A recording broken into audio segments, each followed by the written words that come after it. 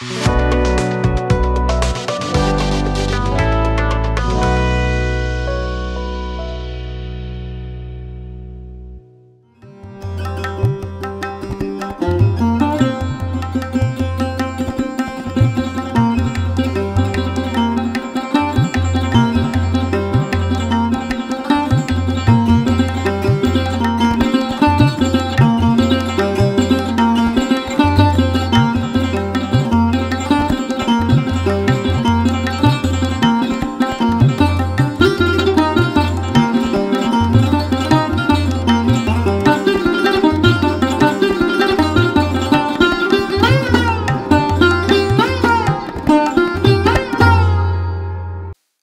जीशु ख्रीष्ट अति बहुमूल्य नाम संपर्क इंडिया द्वारा प्रस्तुत कार्यक्रम नुआ सकाल आशार आज अध्याय मुझे स्वागत जनाए।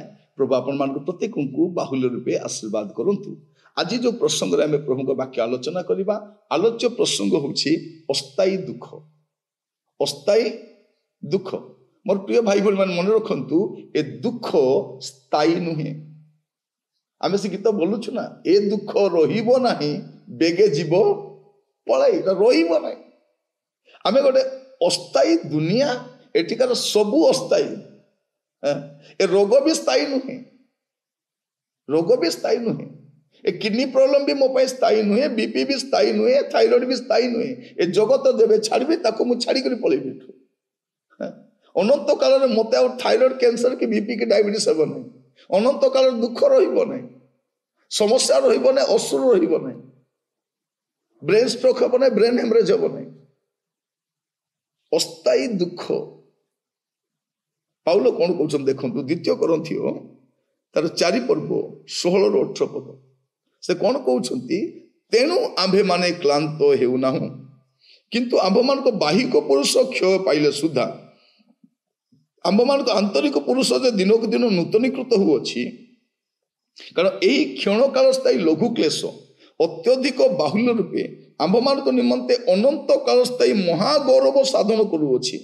तेणु आंभे माने दृश्य विषय प्रति लक्ष्य न करी अदृश्य विषय प्रति लक्ष्य करुअछु।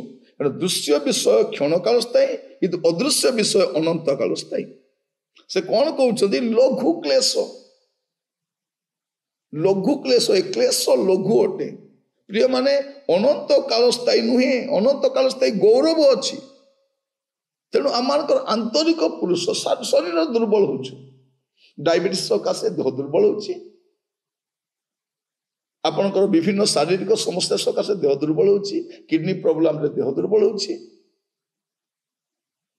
डायलिसिस चली गुड़े समस्या आमर शरीर दुर्बल हो, किंतु आमर आंतरिक पुरुष दुर्बल हेउ नाही, हेबा कथा भी नहीं। प्रिय भाई बहन मन रखी था आमानकर अस्थायी दुख ए दुख सब अस्थायी। एठिकार निंदा अस्थायी, समस्या अस्थायी, सब अस्थायी। आम अस्थायी जगत रे बास करुछु।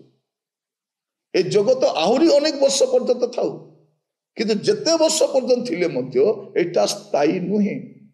मनुष्य जानिबा दरकार स्थायी नुहे, विश्वास माने जानिबा दरकार स्थायी नुहे। आम लेखिला कहूँ स्थायी ठिकाना परमानेंट एड्रेस। कोटा परमानेंट एड्रेस? प्रिय भाई भनी माने बंचिबा जाएगा परमानेंट, तापरे और परमानेंट। प्रभु मान को अनुग्रह करंतु ए अस्थायी दुख सकाशे आपण स्थायी सुख को हरांतु नहीं। से कौन कहउछंती आमे क्लांत हेउ नाहु, बाहिक पुरुष तो क्षय पाउछि, लोप पाउछि, किंतु आंतरिक पुरुष नूतनीकृत होउछि। आंतरिक पुरुष कौन होछि नुआ होछि। ए क्षण काल स्थायी लघु क्लेश कौन करुछि अत्यधिक बाहुल्य रूपे आमान को निमंते अनंत काल स्थायी महागौरव साधन करुछि। तेणु आम दृश्य विषय को लक्ष्य करवा ना, अदृश्य विषय को लक्ष्य करी आगबर हेबा। ए अस्थायी दुख सकाशे दुखित हेबा नहीं। प्रभु आपण मान को प्रत्येक को आशीर्वाद करंतु। आज वाक्य शुणा समय जत्नवान हूँ। मुझे जाने ना आप कौ समस्या अच्छी, कौ दुख अच्छी, किपरि परिस्थिति अच्छी जानी ना, कि व्यस्त हूँ ना। यहाँ सदाकाल रहा, सदाकाल नुह। गुड़े समस्या आप जीवन थी समाधान होता समाधान नुआ समस्या आसी। आप डॉक्टर पाक गले ट्रिटमेंट हेले भल होके आसिले, गोटे धन्यवाद सभा रखिदेले, 6 ମାସ ପରେ ଆଉ ନୂଆ ରୋଗ ଆସିଗଲା, ତାପରେ ଆହୁରି ସୁସ୍ଥ ହେଲେ ଆଉ ଗୋଟେ ରୋଗ ଆସିଗଲା, ଗୋଟେ ସମସ୍ୟା ସମାଧାନ ହେଲେ ଆଉ ଗୋଟେ ସମସ୍ୟା ଆସୁଛି। ଆପଣ ଗୋଟେ ସମସ୍ୟା ବହୁଳ ଜଗତରେ, ରୋଗର ସଂସାରରେ, ପାପର ସଂସାରରେ, କ୍ଷୟର ସଂସାରରେ ବାସ କରୁଛନ୍ତି। ଏଠିକାର ଦୁଃଖ ମଧ୍ୟ ଅସ୍ଥାୟୀ ଅଟେ। ତେଣୁ ଏ ଦୁଃଖରେ ଆମେ ବେଶୀ ଦୁଃଖିତ ହେବାନି।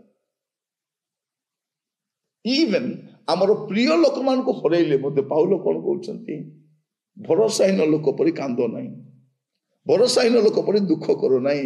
ଏ ଦୁଃଖ ଦିନେ ସମାପ୍ତ ହେବ, ତୁମେ ତୁମର ପ୍ରିୟ ଲୋକମାନଙ୍କୁ ପୁଣି ଥରେ ଭେଟିବ, ଅନନ୍ତ କାଳ ସାଙ୍ଗରେ ରହିବ। ଏଇ ଭରସା ଆମ ପାଇଁ ଅଛି। ତେଣୁ ଆମେ ଏ ଅସ୍ଥାୟୀ ଦୁଃଖ ସକାଶେ ଆମ ସ୍ଥାୟୀ ସୁଖକୁ ହରେଇବାନି। ପ୍ରଭୁ ଆପଣମାନଙ୍କୁ ଆଶୀର୍ବାଦ କରନ୍ତୁ। ପ୍ରାର୍ଥନା କରିବା। ଅନୁଗ୍ରହକାରୀ ପିତା ପରମେଶ୍ୱର, ଆମେ ଆପଣଙ୍କୁ ଧନ୍ୟବାଦ ଦେଉଛୁ। ବାକ୍ୟ ଜରିଆରେ ଆପଣ ଆମ ସହିତ କଥା ହେଉଛନ୍ତି। ପ୍ରଭୁ ମୁଁ ଜାଣେ ନା ପ୍ରଭୁ, ମୋର ପ୍ରିୟ ଭାଇ ଭଉଣୀ ମାନେ ସେମାନେ କୋଉ ଦୁଃଖରେ, କୋଉ ସମସ୍ୟାରେ, କୋଉ ବେଦନାରେ ରହିଛନ୍ତି। ପ୍ରାର୍ଥନା କରୁଛି ପିତା, ପ୍ରତ୍ୟେକକୁ ଆପଣ ସାହାଯ୍ୟ କରନ୍ତୁ। ଆଜିଠାରୁ ଏ ଅସ୍ଥାୟୀ ଦୁଃଖ ନିମନ୍ତେ ଅଧିକ ଚିନ୍ତିତ ବ୍ୟତିବ୍ୟସ୍ତ ନହୋଇ ସେଇ ସ୍ଥାୟୀ ସୁଖକୁ ଅପେକ୍ଷା କରି ତାର ଅନ୍ୱେଷଣର ଜୀବନ କାଟିବା ପାଇଁ ସାହାଯ୍ୟ କର। ପ୍ରଭୁ ଆମମାନଙ୍କୁ ଅନୁଗ୍ରହ କର। ପ୍ରଭୁ ଏ ଜଗତ ଦିନକୁ ଦିନ ଅସ୍ଥିର, ସମସ୍ୟାଗ୍ରସ୍ତ, ପ୍ରଭୁ ବିପଦରେ ପରିପୂର୍ଣ୍ଣ, ଆପଦରେ ପରିପୂର୍ଣ୍ଣ ଏ ପ୍ରକାର ଗୋଟେ ସମସ୍ୟା ଦେଖାଯାଉଛି। ୟା ମଧ୍ୟରେ ପ୍ରଭୁ ଆମେ ଯେପରି ପ୍ରଭୁରେ ସ୍ଥିର ରହି ଆଗକୁ ବଢ଼ିପାରିବୁ, ଆମମାନଙ୍କୁ ଅନୁଗ୍ରହ କରନ୍ତୁ। ପ୍ରାର୍ଥନା ଶୁଣିଥିବାରୁ ଧନ୍ୟବାଦ ଦେଇ ପ୍ରାର୍ଥନା ମୋର ପ୍ରାଣର ପ୍ରିୟ ଯୀଶୁଙ୍କ ନାମରେ ମାଗିଲି, ଆମେନ୍।